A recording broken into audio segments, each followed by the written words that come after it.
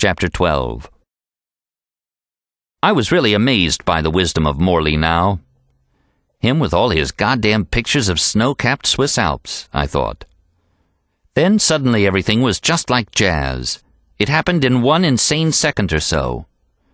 I looked up and saw Jaffe running down the mountain in huge 20-foot leaps, running, leaping, landing with a great drive of his booted heels, bouncing 5 feet or so, running, then taking another long, crazy, yelling, yodeling sail down the sides of the world. And in that flash I realized, it's impossible to fall off mountains, you fool. And with a yodel of my own, I suddenly got up and began running down the mountain after him, doing exactly the same huge leaps, the same fantastic runs and jumps.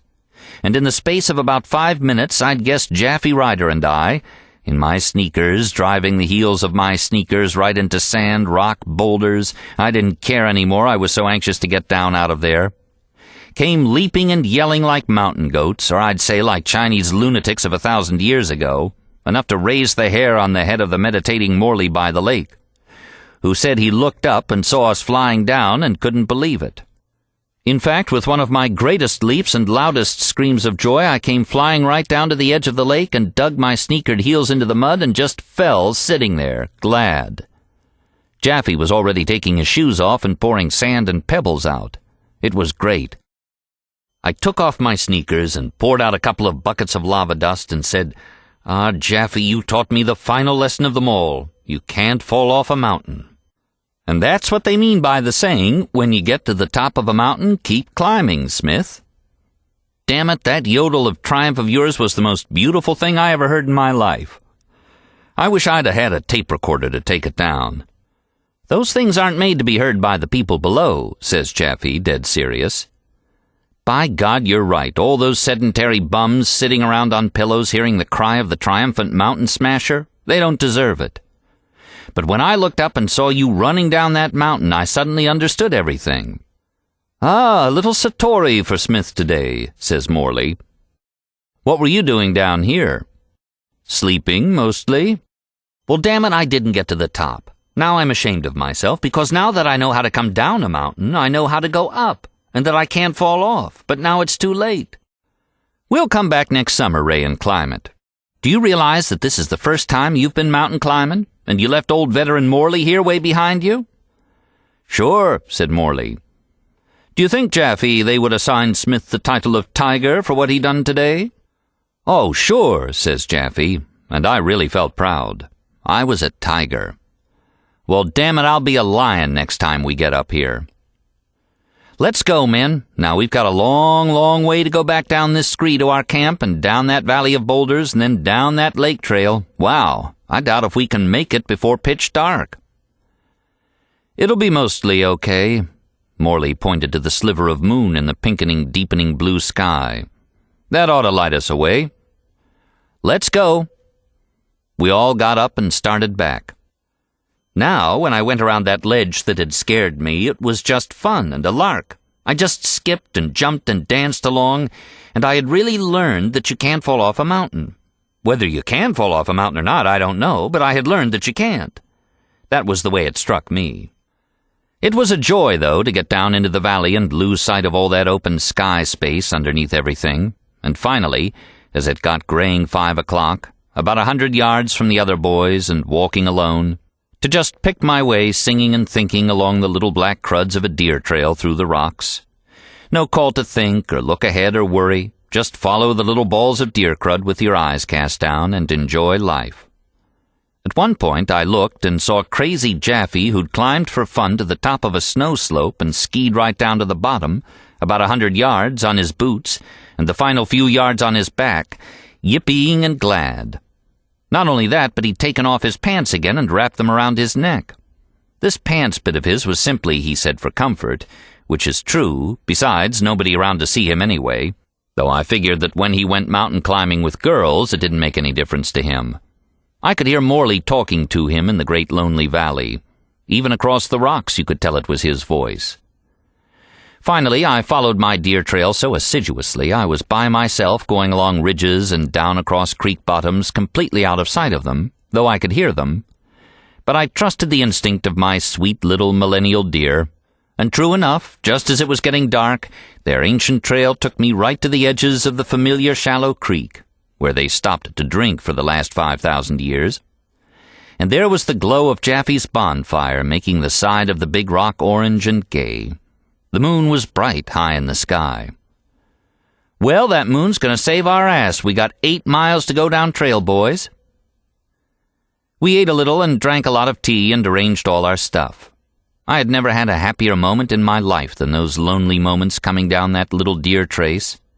And when we hiked off with our packs, I turned to take a final look up that way. It was dark now, hoping to see a few dear little deer, nothing in sight. And I thanked everything up that way. It had been like when you're a little boy and have spent a whole day rambling alone in the woods and fields, and on the dusk homeward walk, you did it all with your eyes to the ground, scuffling, thinking, whistling, like little Indian boys must feel when they follow their striding fathers from Russian River to Shasta 200 years ago. Like little Arab boys following their fathers' trails. That sing-song little joyful solitude, nose sniffling, like a little girl pulling her little brother home on the sled, and they're both singing little ditties of their imagination, and making faces at the ground, and just being themselves before they have to go in the kitchen and put on a straight face again for the world of seriousness. Yet what could be more serious than to follow a deer trace to get to your water, I thought. We got to the cliff and started down the 5-mile valley of boulders, in clear moonlight now. It was quite easy to dance down from boulder to boulder. The boulders were snow-white with patches of deep black shadow. Everything was cleanly, whitely beautiful in the moonlight. Sometimes you could see the silver flash of the creek. Far down were the pines of the meadow park and the pool of the pond. At this point, my feet were unable to go on. I called Jaffe and apologized. I couldn't take any more jumps. There were blisters not only on the bottoms but on the sides of my feet from there having been no protection all yesterday and today. So Jaffe swapped and let me wear his boots. With those big lightweight protective boots on, I knew I could go on fine. It was a great new feeling to be able to jump from rock to rock without having to feel the pain through the thin sneakers. On the other hand, for Jaffe, it was also a relief to be suddenly light-footed, and he enjoyed it. We made double time down the valley. But every step was getting us bent now. We were all really tired. With the heavy packs, it was difficult to control those thigh muscles that you need to go down a mountain, which is sometimes harder than going up. And there were all those boulders to surmount, for sometimes we'd be walking in sand a while and our path would be blocked by boulders and we had to climb them and jump from one to the other, then suddenly no more boulders, and we had to jump down to the sand. Then we'd be trapped in impassable thickets and had to go around them or try to crash through, and sometimes I'd get stuck in a thicket with my rucksack, standing there cursing in the impossible moonlight. None of us were talking.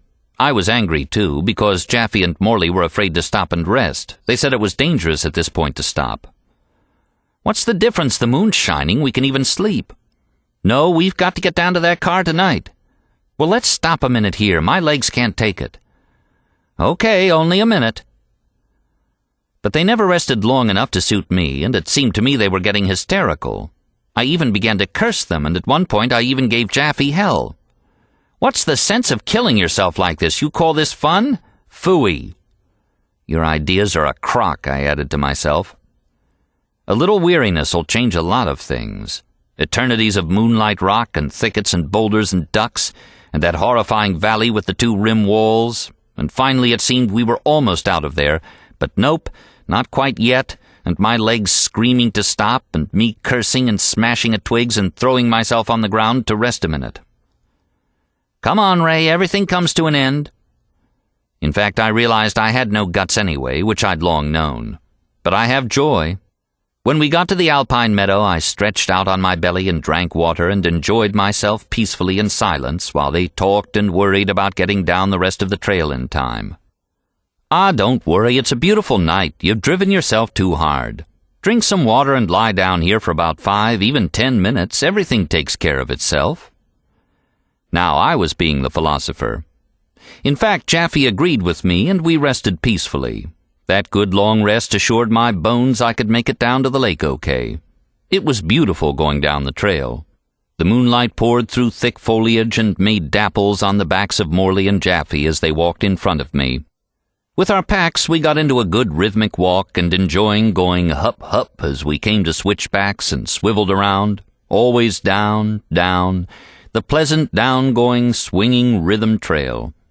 And that roaring creek was a beauty by moonlight.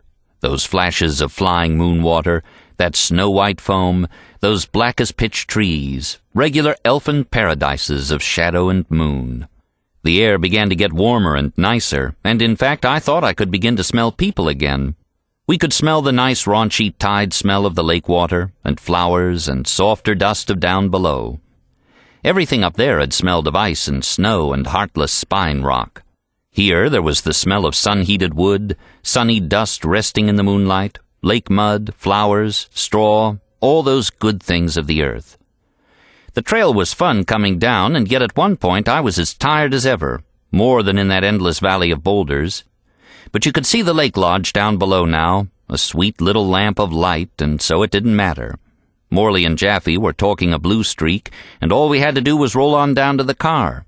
In fact, suddenly, as in a happy dream, with the suddenness of waking up from an endless nightmare and it's all over, we were striding across the road, and there were houses, and there were automobiles parked under trees, and Morley's car was sitting right there. "From what I can tell by feeling this air," said Morley, leaning on the car as we slung our packs to the ground, "it mustn't have froze at all last night. I went back and drained the crankcase for nothing." "Well, maybe it did freeze." Morley went over and got motor oil at the lodge store, and they told him it hadn't been freezing at all, but one of the warmest nights of the year. "All that mad trouble for nothing," I said. But we didn't care. We were famished. I said, "Let's go to Bridgeport and go in one of those lunch carts there, boy, and eat hamburg and potatoes and hot coffee." We drove down the lakeside dirt road in the moonlight, stopped at the inn where Morley returned the blankets, and drove on into the little town and parked on the highway. Poor Jaffe, it was here, finally, I found out his Achilles heel. This little tough guy who wasn't afraid of anything and could ramble around mountains for weeks alone and run down mountains was afraid of going into a restaurant because the people in it were too well dressed. Morley and I laughed and said, "What's the difference? We'll just go in and eat." But Jaffe thought the place I chose looked too bourgeois and insisted on going to a more working-man-looking restaurant across the highway. We went in there, and it was a desultory place with lazy waitresses letting us sit there 5 minutes without even bringing a menu. I got mad and said, "Let's go to that other place. What you afraid of, Jaffe? What's the difference? You may know all about mountains, but I know where to eat." In fact, we got a little miffed at each other, and I felt bad.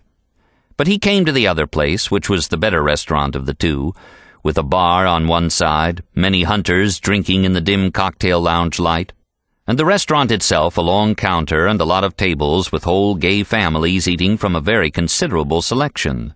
The menu was huge and good, mountain trout and everything. Jaffe, I found, was also afraid of spending 10 cents more for a good dinner. I went to the bar and bought a glass of port and brought it to our stool seats at the counter. Jaffe, "You sure you can do that?" And I kidded Jaffe a while. He felt better now. "That's what's the trouble with you, Jaffe. You're just an old anarchist scared of society. What difference does it make? Comparisons are odious." "Well, Smith, it just looked to me like this place was full of old rich farts and the prices would be too high. I admit it, I'm scared of all this American wealth. I'm just an old bhikkhu, and I got nothing to do with all this high standard of living. God damn it, I've been a poor guy all my life, and I can't get used to some things." "Well, your weaknesses are admirable. I'll buy 'em." And we had a raving great dinner of baked potatoes and pork chops and salad and hot buns and blueberry pie and the works. We were so honestly hungry it wasn't funny, and it was honest. After dinner we went into a liquor store where I bought a bottle of muscatel, and the old proprietor and his old fat buddy looked at us and said, "Where you boys been?" "Climbing Matterhorn out there," I said proudly. They only stared at us, gaping. But I felt great and bought a cigar and lit up and said, 12,000 feet, and we come down out of there with such an appetite and feeling so good that now this wine is going to hit us just right." The old men gaped. We were all sunburned and dirty and wild-looking, too. They didn't say anything. They thought we were crazy. We got in the car and drove back to San Francisco, drinking and laughing and telling long stories. And Morley really drove beautifully that night and wheeled us silently through the graying dawn streets of Berkeley as Jaffe and I slept dead to the world in the seats. At some point or other, I woke up like a little child and was told I was home, and staggered out of the car and went across the grass into the cottage, and opened my blankets and curled up and slept till late the next afternoon, a completely dreamless, beautiful sleep. When I woke up the next day, the veins in my feet were all cleared. I had worked the blood clots right out of existence. I felt very happy. Chapter 13. When I got up the next day, I couldn't help smiling, thinking of Jaffe standing huddled in the night outside the fancy restaurant, wondering if we would be let in or not. It was the first time I'd ever seen him afraid of anything. I planned to tell him about such things that night when he'd be coming over. But that night everything happened. First, Alva left and went out for a few hours, and I was alone reading, when suddenly I heard a bike in the yard, and I looked, and it was Princess. "Where's everybody?" she said. "How long can you stay?" "I've got to go right away unless I call my mother." "Let's call." "Okay." We went down to the corner gas station payphone, and she said she'd be home in 2 hours. And as we walked back along the sidewalk, I put my arm around her waist, but way around, with my fingers digging into her belly, and she said, "Oh, I can't stand that," and almost fell down on the sidewalk and bit my shirt just as an old woman was coming our way, ogling us angrily. And after she passed us, we clinched in a big, mad, passionate kiss under the trees of evening. We rushed to the cottage, where she spent an hour literally spinning in my arms, and Alva walked in right in the middle of our final ministrations of the Bodhisattva. We took our usual bath together. It was great sitting in the hot tub, chatting and soaping each other's backs. Poor Princess, she meant every word she said. I really felt good about her and compassionate, and even warned her, "Now don't go wild and get into orgies with 15 guys on a mountaintop." Jaffe came after she left, and then Coghlan came, and suddenly, we had wine. A mad party began in the cottage. It started off with Coghlan and me, drunk now, walking arm in arm down the main drag of town, carrying huge, almost impossibly huge, flowers of some kind we'd found in a garden, and a new jug of wine, shouting haikus and whoos and satoris at everybody we saw on the street, and everybody was smiling at us. "Walked 5 miles carrying huge flower," yelled Coghlan. And I liked him now. He was deceptively scholarly-looking, or fatty boom-boom-looking, but he was a real man. We went to visit some professor of the English department at U of Cal we knew, and Coghlan left his shoes on the lawn and danced right into the astonished professor's house, in fact frightened him somewhat, though Coghlan was a fairly well-known poet by now. Then, barefooted with our huge flowers and jugs, we went back to the cottage. It was now about 10. I had just gotten some money in the mail that day, a fellowship of $300, so I said to Jaffe, "Well, I've learned everything now. I'm ready. How about driving me to Oakland tomorrow and helping me buy all my rucksack and gear and stuff so I can take off for the desert?" "Good. I'll get Morley's car and be over to get you first thing in the morning. But right now, how about some of that wine?"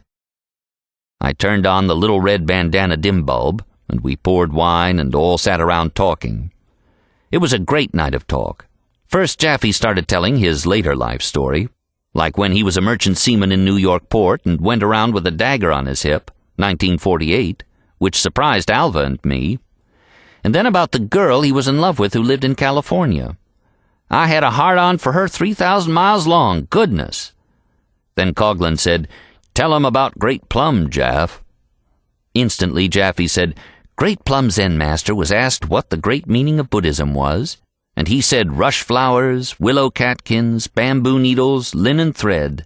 In other words, hang on, boy, the ecstasy's general's what he means, ecstasy of the mind. The world is nothing but mind, and what is the mind? The mind is nothing but the world, goddammit." Then Horse Ancestor said, "This mind is Buddha." He also said, "No mind is Buddha." Then finally, talking about Great Plum, his boy, "The plum is ripe." "Well, that's pretty interesting," said Alva. "But où sont les neiges d'antan?" "Well, I sort of agree with you, because the trouble is these people saw the flowers like they were in a dream, but damn it all, the world is real, Smith and Goldbook. And everybody carries on like it was a dream. Shit. like they were themselves dreams or dots. Pain or love or danger makes you real again. Ain't that right, Ray, like when you were scared on that ledge? Everything was real, okay. That's why frontiersmen are always heroes and were always my real heroes and will always be. They're constantly on the alert in the realness, which might as well be real as unreal. What difference does it make? Diamond Sutra says, make no formed conceptions about the realness of existence nor about the unrealness of existence, or words like that. Handcuffs will get soft and billy clubs will topple over. Let's go on being free anyhow. The President of the United States suddenly grows cross-eyed and floats away, I yell. And anchovies will turn to dust, yells Coghlan. The Golden Gate is creaking with sunset rust, says Alva. And anchovies will turn to dust, insists Coghlan. Give me another slug of that jug. How, ho, hoo! Jaffe leaping up.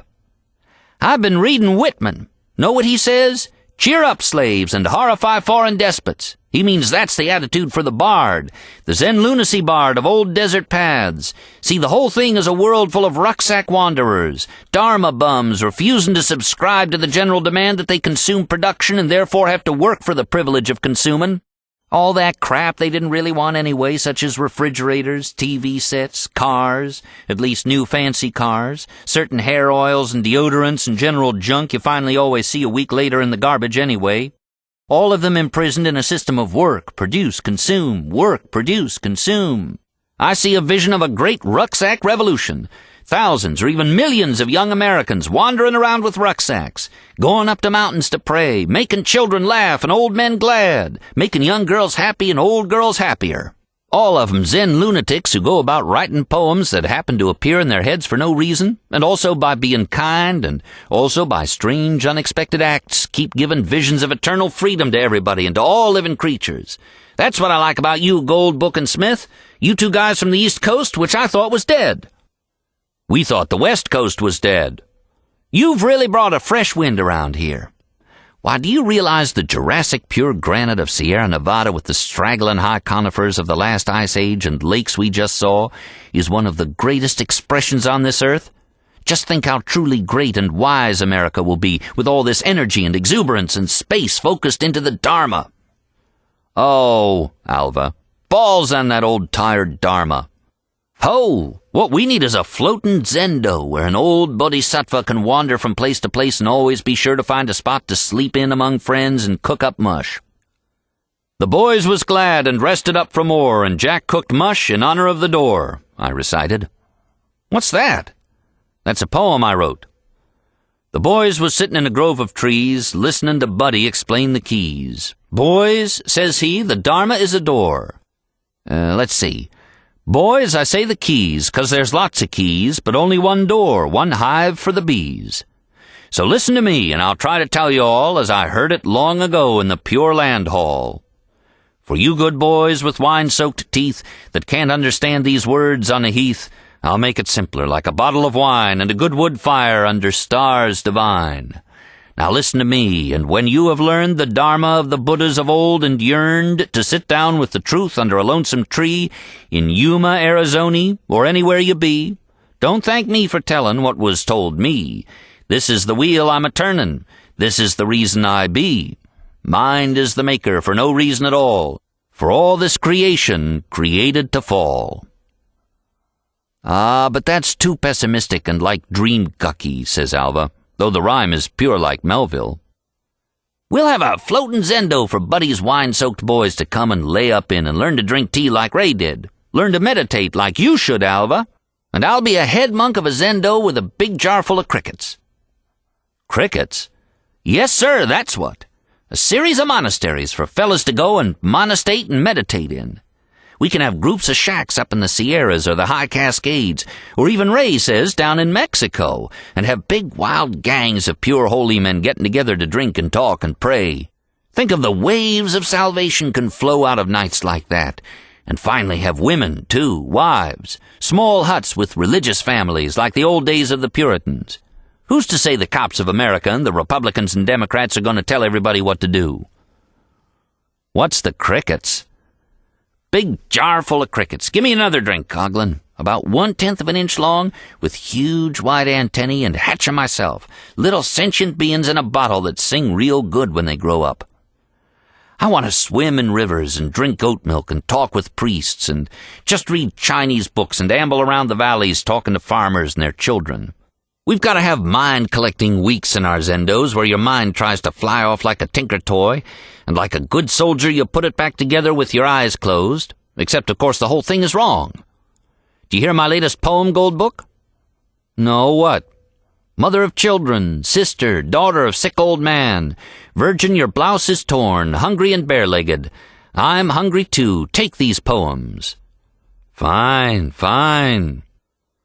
I want a bicycle in hot afternoon heat, wear Pakistan leather sandals, shout in high voice at Zen monk buddies standing in thin hemp summer robes and stubble heads. Want to live in golden pavilion temples, drink beer, say goodbye, go Yokohama Big Buzz Asia port full of vassals and vessels.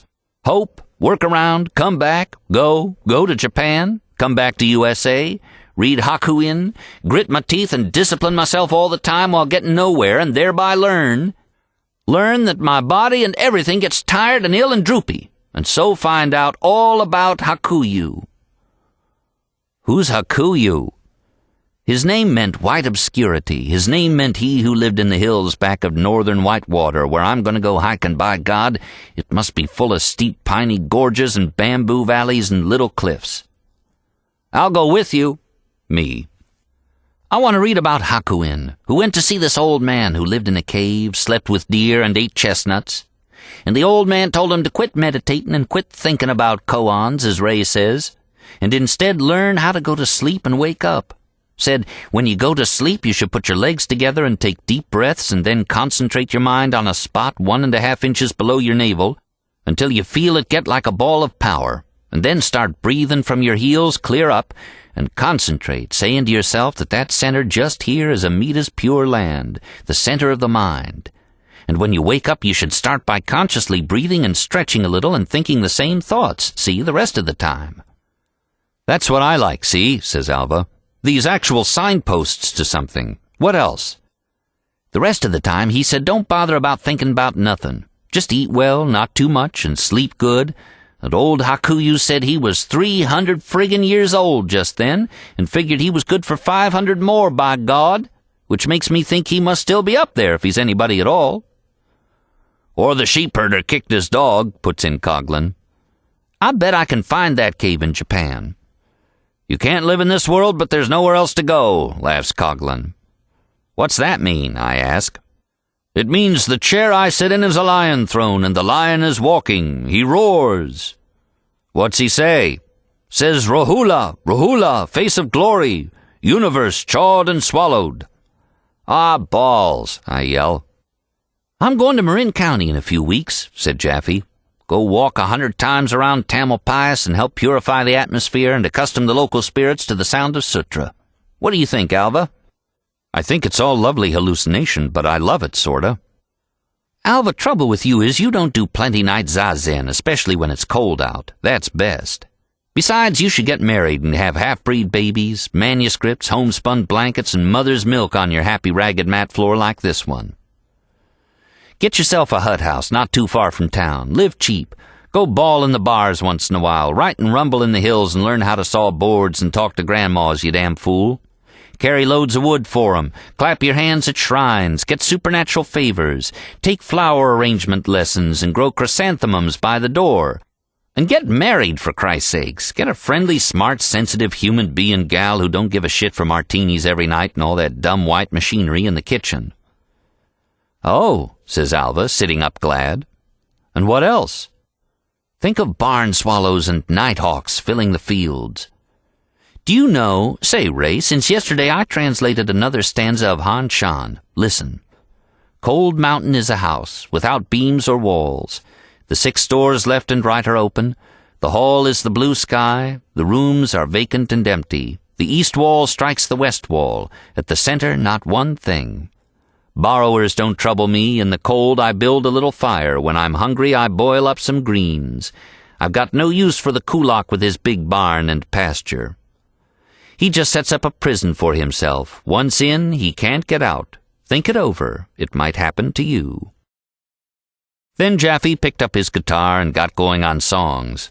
Finally, I took the guitar and made up a song as I went along, plucking on the strings any old way, actually drumming on them with my fingertips, drum, drum, drum, and sang the song of the Midnight Ghost Freight Train. That's about the Midnight Ghost in California, but you know what it made me think of, Smith?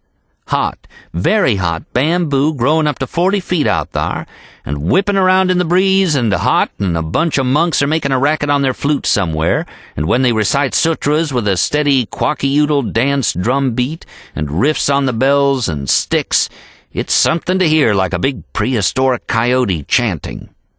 Things tucked away in all you mad guys like that go back to the days when men married bears and talked to the buffalo, by God. Give me another drink. Keep your socks darned, boys, and your boots greased. But as though that wasn't enough, Coghlan says quite calmly, cross-legged, "Sharpen your pencils, straighten your ties, shine your shoes and button your flies, brush your teeth, comb your hair, sweep the floor, eat blueberry pies, open your eyes." "Eat blueberry spies is good," says Alva, fingering his lip seriously. "Remembering all the while that I have tried very hard, but the rhododendron tree is only half enlightened, and ants and bees are communists and trolley cars are bored." "And little Japanese boys in the F-train sing Inky-Dinky Parley-Voo," I yell. "And the mountains live in total ignorance, so I don't give up. Take off your shoes and put 'em in your pocket. Now I've answered all your questions. Too bad. Give me a drink. Mauvais sujet." "Don't step on the ball sucker," I yelled, drunk. "Try to do it without stepping on the aardvark," says Coghlan. "Don't be a sucker all your life. Dummy up, you dope. Do you see what I mean? My lion is fed. I sleep at his side." "Oh," says Alva, "I wish I could take all this down." And I was amazed, pretty amazed, by the fast, wonderful yak, yak, yak darts in my sleeping brain. We all got dizzy and drunk. It was a mad night. It ended up with Coghlan and me wrestling and making holes in the wall and almost knocking the little cottage down. Alva was pretty mad the next day. During the wrestling match, I practically broke poor Coghlan's leg. Myself, I got a bad splinter of wood stuck an inch up into my skin, and it didn't come out until almost a year later. Meanwhile, at some point, Morley appeared in the doorway like a ghost carrying 2 quarts of yogurt and wanting to know if we wanted some. Jaffe left at about 2 a.m., saying he'd come back and get me in the morning for our big day, outfitting me with full pack. Everything was fine with the Zenlunatics. The nut wagon was too far away to hear us. But there was a wisdom in it all, as you'll see if you take a walk some night on a suburban street, and pass house after house on both sides of the street, each with the lamplight of the living room shining golden, and inside the little blue square of the television, each living family riveting its attention on probably one show. Nobody talking, silence in the yards, dogs barking at you because you pass on human feet instead of on wheels. You'll see what I mean when it begins to appear like everybody in the world is soon going to be thinking the same way, and the Zenlunatics have long joined dust, laughter on their dust lips. Only one thing I'll say for the people watching television, the millions and millions of the one eye. They're not hurting anyone while they're sitting in front of that eye. But neither was Jaffe. I see him in future years, stalking along with full rucksack, in suburban streets, passing the blue television windows of homes, alone, his thoughts the only thoughts not electrified to the master switch. As for me, maybe the answer was in my little buddy poem that kept on, "Who played this cruel joke on bloke after bloke, packing like a rat across the desert flat?" asked Montana Slim, gesturing to him, the buddy of the men in this lion's den. Was it God got mad like the Indian cad who was only a giver, crooked like the river? Gave you a garden, let it all harden, then comes the flood and the loss of your blood? Pray tell us, good buddy, and don't make it muddy, who played this trick on Harry and Dick? And why is so mean this eternal scene? Just what's the point of this whole joint? I thought maybe I could find out at last from these Dharma Bums. Chapter 14. But I had my own little bang-tail ideas, and they had nothing to do with the lunatic part of all this. I wanted to get me a full pack complete with everything necessary to sleep, shelter, eat, cook, In fact, a regular kitchen and bedroom right on my back, and go off somewhere and find perfect solitude and look into the perfect emptiness of my mind and be completely neutral from any and all ideas. I intended to pray, too, as my only activity. Pray for all living creatures. I saw it was the only decent activity left in the world. To be in some river bottom somewhere, or in a desert, or in mountains, or in some hut in Mexico or shack in Adirondack, and rest and be kind and do nothing else, practice what the Chinese called do nothing. I didn't want to have anything to do, really, either with Jaffe's ideas about society. I figured it would be better just to avoid it altogether, walk around it. Or with any of Alva's ideas about grasping after life as much as you can because of its sweet sadness, and because you would be dead someday. When Jaffe came to get me the following morning, I had all this in mind. He and I and Alva drove to Oakland in Morley's car, and went first to some Goodwill stores and Salvation Army stores to buy various flannel shirts, at 50 cents a crack, and undershirts. We were all hung up on colored undershirts. Just a minute after walking across the street in the clean morning sun, Jaffe'd said, "You know, the Earth is a fresh planet. Why worry about it?" Which is true. Now we were foraging with bemused countenances among all kinds of dusty old bins filled with the washed and mended shirts of all the old bums in the Skid Row universe. I bought socks, one pair of long woolen Scotch socks that go way up over your knees, which would be useful enough on a cold night meditating in the frost. And I bought a nice little canvas jacket with zipper for 90 cents. Then we drove to the huge Army-Navy store in Oakland and went way in the back where sleeping bags were hanging from hooks and all kinds of equipment, including Morley's famous air mattress, water cans, flashlights, tents, rifles, canteens, rubber boots, incredible doodahs for hunters and fishermen, out of which Jaffe and I found a lot of useful little things for bhikkhus. He bought an aluminum pot holder and made me a gift of it.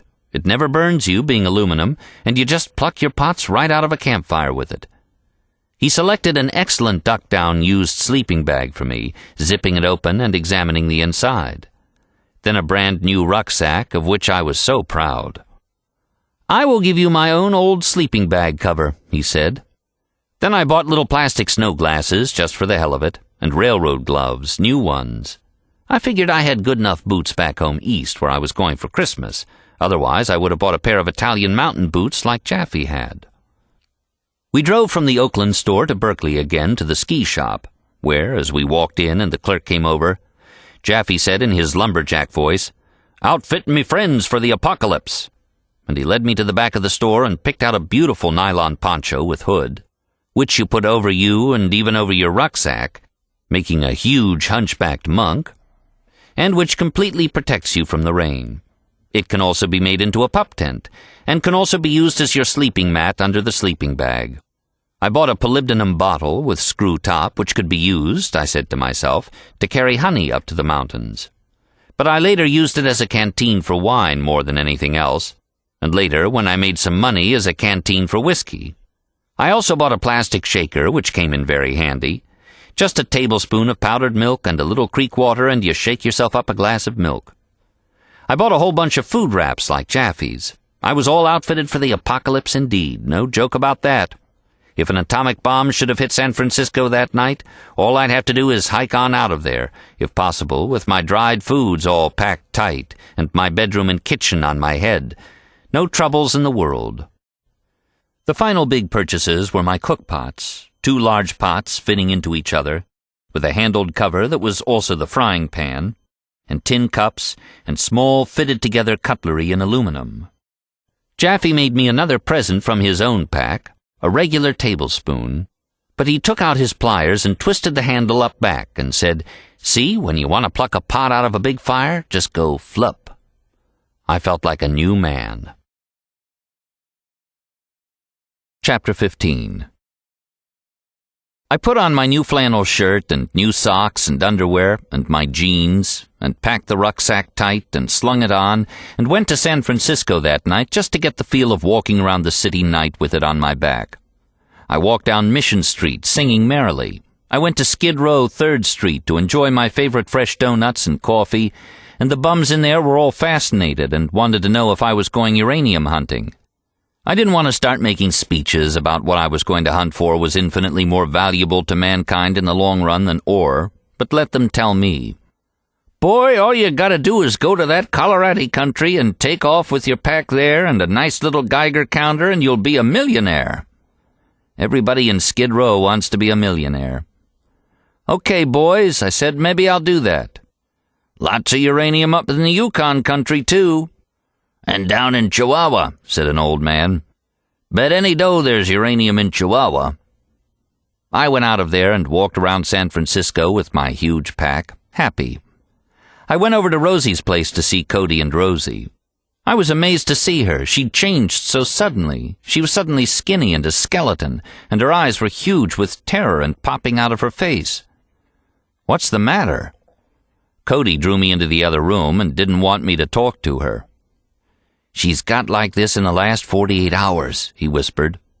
What's the matter with her? She says she wrote out a list of all our names and all our sins, she says, and then tried to flush them down the toilet where she works.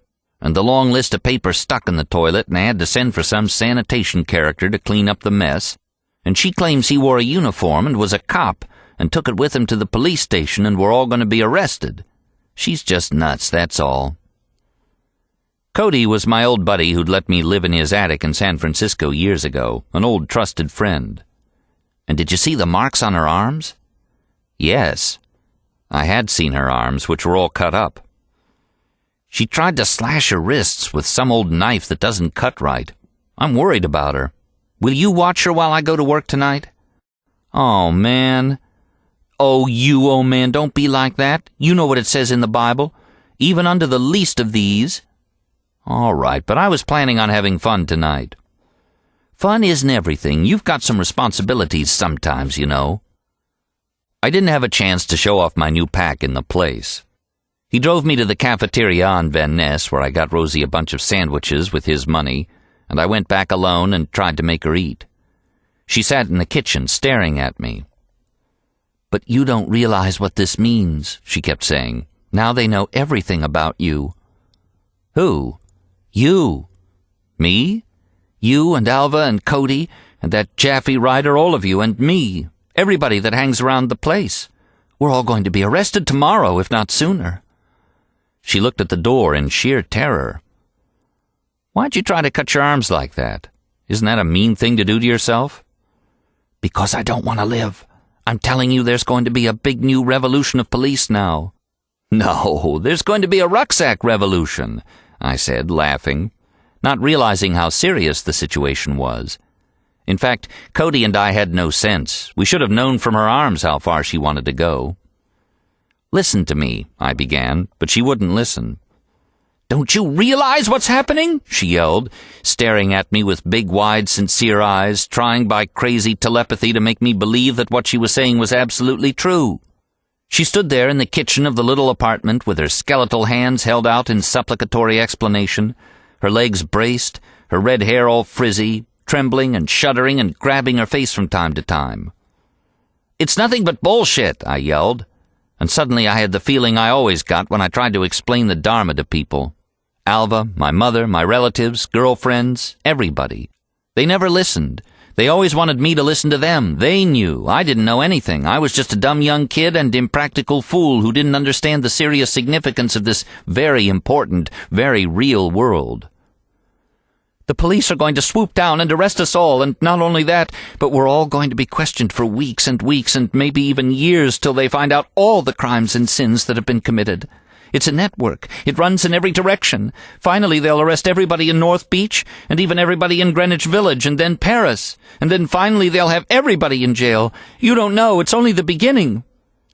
She kept jumping at sounds in the hall, thinking the cops were coming. Why don't you listen to me? I kept pleading. But each time I said that, she hypnotized me with her staring eyes and almost had me for a while believing in what she believed from the sheer weight of her complete dedication to the discriminations her mind was making. But you're getting these silly convictions and conceptions out of nowhere. Don't you realize all this life is just a dream? Why don't you just relax and enjoy God? God is you, you fool. Oh, they're going to destroy you, Ray, I can see it. They're going to fetch all the religious squares, too, and fix them good. It's only beginning. It's all tied in with Russia, though they won't say it. And there's something I heard about the sun's rays and something about what happens while we're all asleep. Oh, Ray, the world will never be the same." "What world? What difference does it make?" "Please stop. You're scaring me." "By God, in fact, you're not scaring me, and I won't listen to another word." I went out, angry, bought some wine, and ran into Cowboy and some other musicians, and ran back with the gang to watch her. "Have some wine. Put some wisdom in your head." "No, I'm laying off the lush. All that wine you drink is rotgut. It burns your stomach out. It makes your brain dull. I can tell there's something wrong with you. You're not sensitive. You don't realize what's going on." "Oh, come on." "This is my last night on earth," she added. The musicians and I drank up all the wine and talked till about midnight, and Rosie seemed to be all right now, lying on the couch, talking, even laughing a bit, eating her sandwiches and drinking some tea I'd brewed her. The musicians left, and I slept on the kitchen floor in my new sleeping bag.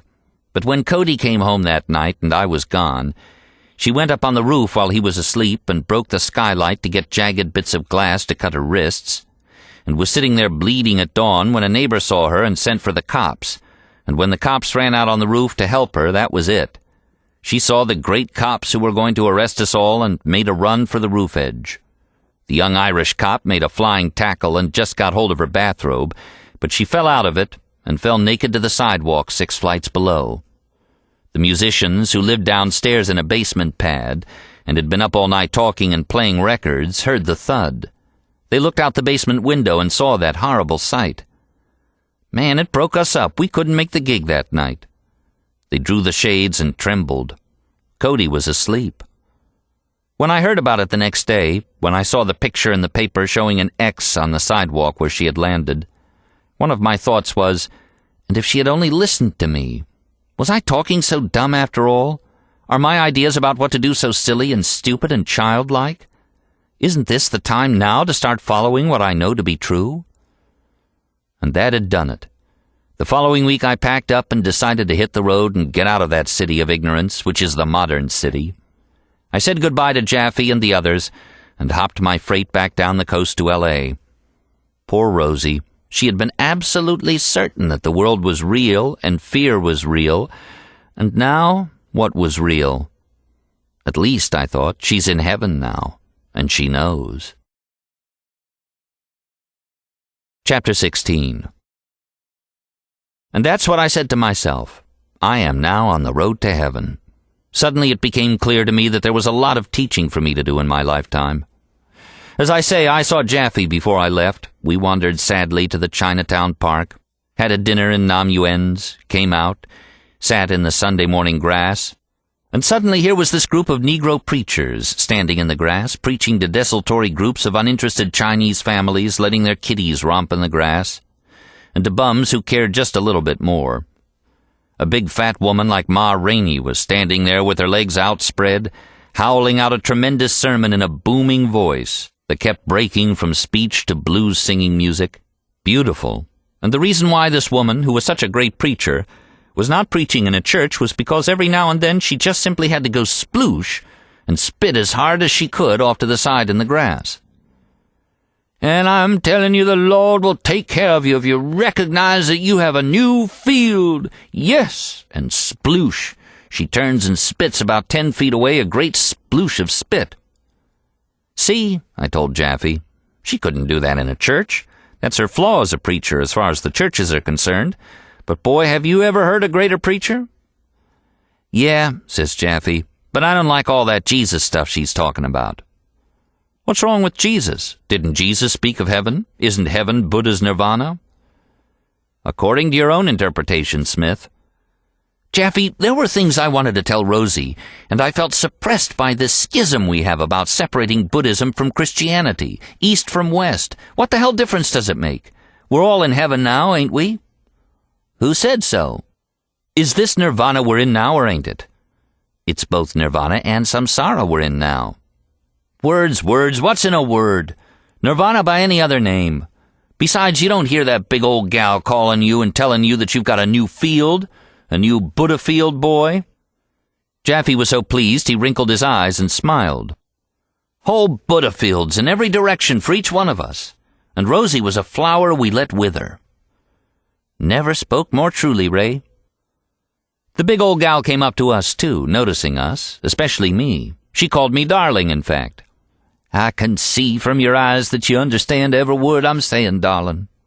I want you to know that I want you to go to heaven and be happy. I want you to understand every word I'm saying. I hear and understand.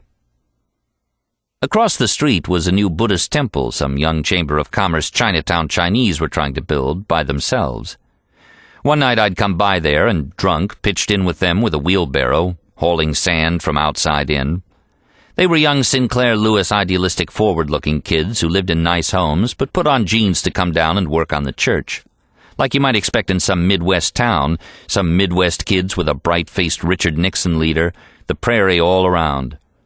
Here in the heart of the tremendously sophisticated little city called San Francisco Chinatown, they were doing the same thing. But their church was the Church of Buddha. Strangely, Jaffe wasn't interested in the Buddhism of San Francisco Chinatown because it was traditional Buddhism, not the Zen intellectual artistic Buddhism he loved. But I was trying to make him see that everything was the same. In the restaurant, we'd eaten with chopsticks and enjoyed it. Now he was saying goodbye to me, and I didn't know when I'd see him again.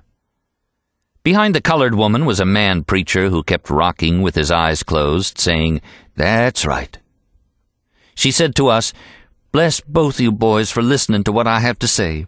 Remember that we know that all things work together for good to them that loves God, to them who are the called according to His purpose. Romans 8:18, young'uns.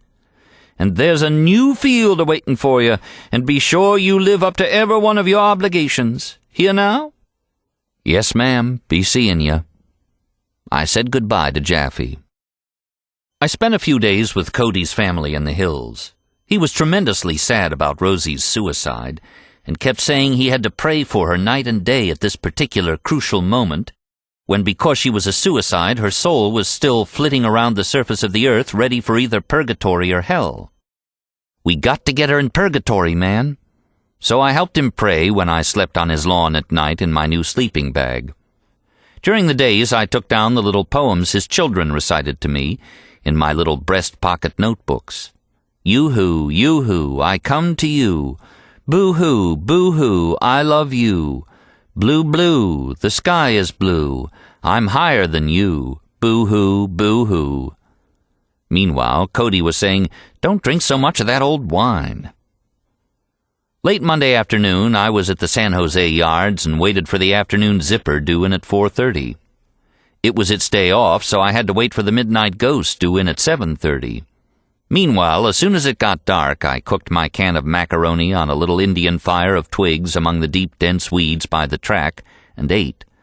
The ghost was coming in. A friendly switchman told me I'd better not try to get on it, as there was a yard bull at the crossing with a big flashlight who would see if anybody was riding away on it, and would phone ahead of Watsonville to have them thrown off. Now that it's winter, the boys have been breaking into the sealed trucks and breaking windows and leaving bottles on the floor, wrecking that train. I sneaked down to the east end of the yard with heavy packs slung on, and caught the ghost as she was coming out, beyond the bull's crossing, and opened the sleeping bag and took my shoes off, put them under my wrapped-up, balled-up coat, and slipped in, and slept beautiful, joyous sleep all the way to Watsonville, where I hid by the weeds till highball, got on again, and slept then all night long, flying down the unbelievable coast. And O Buddha, thy moonlight, O Christ, thy starling on the sea, surf, tangair, gaviota, the train going 80 miles an hour, and me warm as toast in my sleeping bag, flying down and going home for Christmas. In fact, I only woke up at about 7 o'clock in the morning when the train was slowing down into the L.A. yards, and the first thing I saw as I was putting my shoes on and getting my stuff ready to jump off was a yard worker waving at me and yelling, "Welcome to L.A." But I was bound to get out of there fast. The smog was heavy, my eyes were weeping from it, the sun was hot, the air stank, a regular hell is L.A., and I'd caught a cold from Cody's kids and had that old California virus and felt miserable now. With the water dripping out of reefer refrigerators, I gathered up palmfuls and splashed it in my face, and washed my teeth and combed my hair, and walked into L.A. to wait until 7:30 in the evening when I planned to catch the Zipper first-class freight to Yuma, Arizona. It was a horrible day waiting. I drank coffee in Skid Row coffee houses, South Main Street, coffee and 17 cents. At nightfall, I was lurking around waiting for my train. A bum was sitting in a doorway watching me with peculiar interest. I went over to talk to him. He said he was an ex-Marine from Paterson, New Jersey, and after a while he whipped out a little slip of paper he read sometimes on freight trains. I looked at it. It was a quotation from the Digha Nikaya, the words of Buddha. I smiled. I didn't say anything. He was a great voluble bum, and a bum who didn't drink.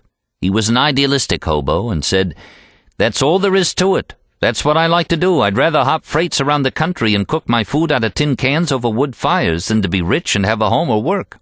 I'm satisfied. I used to have arthritis, you know. I was in the hospital for years. I found out a way to cure it, and then I hit the road and I've been on it ever since." "How'd you cure your arthritis? I got thrombophlebitis myself." "You do? Well, this'll work for you too. Just stand on your head 3 minutes a day, or maybe 5 minutes. Every morning, when I get up, whether it's in a river bottom or right on a train that's rolling along, I put a little mat on the floor and I stand on my head and count to 500. That's about 3 minutes, isn't it?" He was very concerned about whether counting up to 500 made it 3 minutes. That was strange. I figured he was worried about his arithmetic record in school. "Yeah, about that. Just do that every day and your phlebitis will go away like my arthritis did. I'm 40, you know. Also, before you go to bed at night, have hot milk and honey. I always have a little jar of honey." He fished one out from his pack, and I put the milk in a can and the honey, and heat it over the fire and drink it. Just those 2 things. Okay. I vowed to take his advice because he was Buddha. The result was that in about 3 months my phlebitis disappeared completely and didn't show up ever again, which is amazing. In fact, since that time, I've tried to tell doctors about this, but they seem to think I'm crazy. Dharma bum, Dharma bum.